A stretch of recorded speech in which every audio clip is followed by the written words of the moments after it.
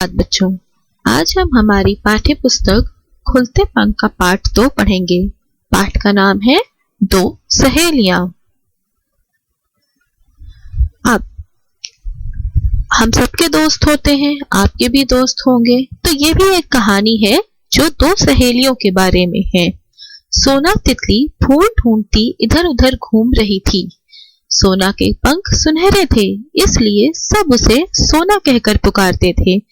तो ये कहानी दरअसल 2 तितलियों की कहानी है। 2 तितलियां होती हैं, एक थी सोना और दूसरी थी रूपा।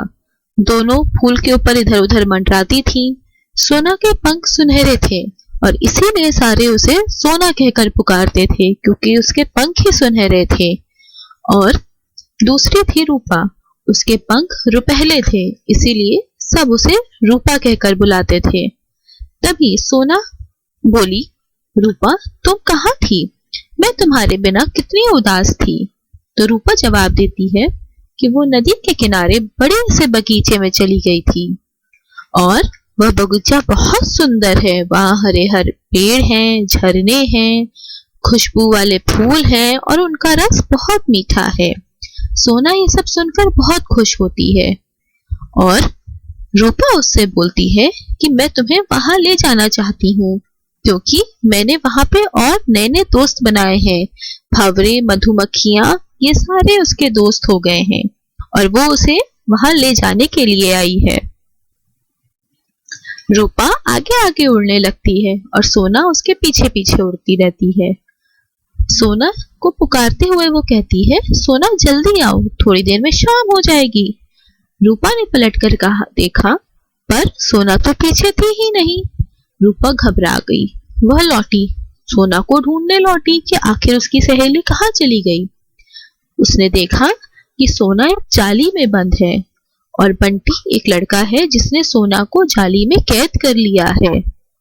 सोना जाली के भीतर छटपटा रही है, लेकिन वह लड़का उसे नहीं छोड़ा।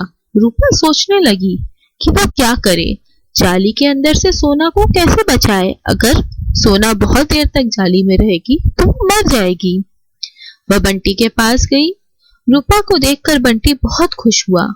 उसे लगा कि एक और तितली उसके हाथ आ गई। वह बोला, पहले पंखों वाली तितली, मैं इसे भी पकड़ लूंगा। तो रूपा ने बोला, मेरी सहेली को छोड़ दो, तुम हमें पकड़कर क्यों मारना चाहते हो? बंटी बोला, नहीं नहीं तितली रानी, मैं तुम्हें मारना नहीं चाहता, मैं तो तुम्हारे साथ खेलना चाहता हूँ, पर तुम दूर दूर भाग जाती हो। दरअसल बंटी जो बच्चा था वो उसे तितलियां बहुत पसंद थी और वो तितलियों के साथ खेलना चाहता था, लेकिन जब भी वो तितलियों के पास जाता, तितलियां उड़ने लगती और इधर उधर भाग जाती। इसी कारण से बंटी ने तितलियों को जाली में पकड़ना शुरू कर दिया ताकि वो उनके साथ खेल सके। तो रूपा बोली, अच्छा तुम सोना को छोड़ दो और हमारे साथ बड़े बगीचे चलो, हम वहां तुम्हारे साथ खेलेंगे और वहां हमारी बहुत सारी सहेलियां भी हैं, तुम हमें बस पकड़ना नहीं। तितलियां क्योंकि इंसानों से डरती हैं, इसीलिए वह ये चाहती कि कोई उन्हें ना पकड़े। और जब बंटी उन्हें पकड़ना चाहता था, इसीलिए वो इधर उधर भागने लगती थी। पर जब रूपा ने उसे बोला कि वो उसके साथ खेलेंगी, उसके साथ बड़े बगीचे चले, तो बंटी मान गया। बंटी ने पूछा, तुम सच कह रही हो? तो रूपा ने जवाब दिया, हाँ मैं बिल्कुल सच बोल रही हूँ। बंटी ने सोना को छोड़ दिया और रूपा तुमने मुझे बचा लिया कहते हुए सोना रूपा से लिपट गई, क्योंकि रूपा सोना की सहेली थी और रूपा ने सोना की जान बचाई थी। इसीलिए सोना अपने मित्र को, अपनी सहेली को धन्यवाद देने के लिए उसके गले से लिपट गई, क्योंकि उसे लगा वो तो जाली के अंदर मर ही जाएगी। सोना और रूपा बंटी बगीचे में साथ बड़े बगीचे पहुंच गए। सारे मिलकर के बड़े वाले बगीचे में चले गए। सोना ने इतना सुंदर बगीचा कभी नहीं देखा था। बगीचा बहुत सुंदर था, बड़ा सा बगीचा था, चारों तरफ सुंदर सुंदर फूल थे, रंग बिरंगे फूल थे, भंवरे घू घू करके घूम रहे थे, मधुमक्खियां फूलों का रस बटोर रही थी। बहुत ही सुंदर, बहुत ही बड़ा सा बगीचा था। सोना और रूपा उन्होंने जी भरकर फूलों का रस पिया। फिर वे बंटी और अपने दोस्तों के साथ मिलकर खूब खेली। तो तितलियों को फूलों का रस पीना बहुत पसंद होता है, इसलिए पहले सोना और रूपा ने फूलों का रस पिया और फिर जैसा कि उन्होंने वादा किया था बंटी के साथ, वो उसके साथ खूब खेली।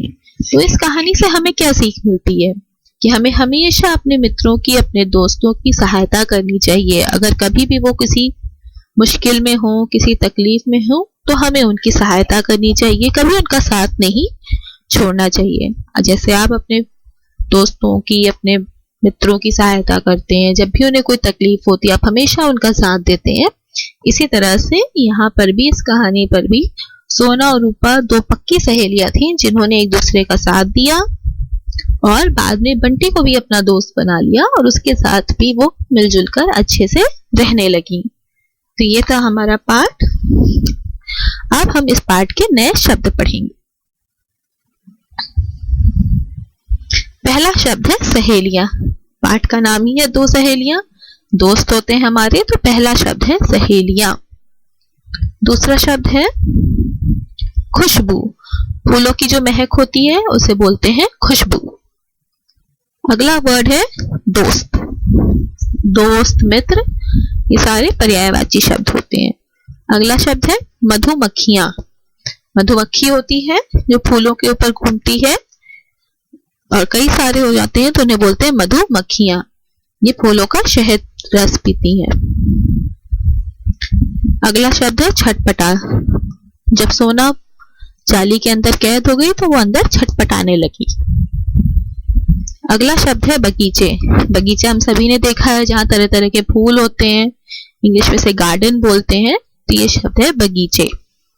नेक्स्ट वर्ड है रुपहले। रुपए के पंख कैसे थे? रुपहले पंख थे। अगला शब्द है रंग बिरंगे। कई सारे रंगों वाले रंग बिरंगे।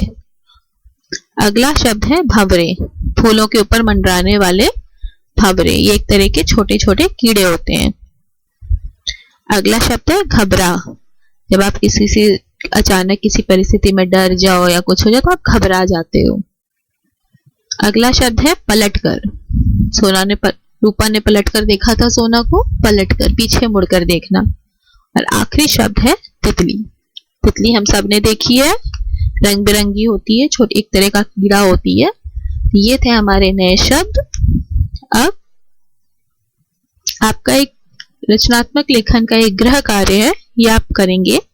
आपको क्या करना है, आपको तितली का एक चित्र बनाना है। एक सुंदर सा तितली का चित्र बनाएंगे आप, उसमें रंग भरेंगे और उसके बाद आप तितली के ऊपर 5 वाक्य अपने से लिखेंगे। धन्यवाद।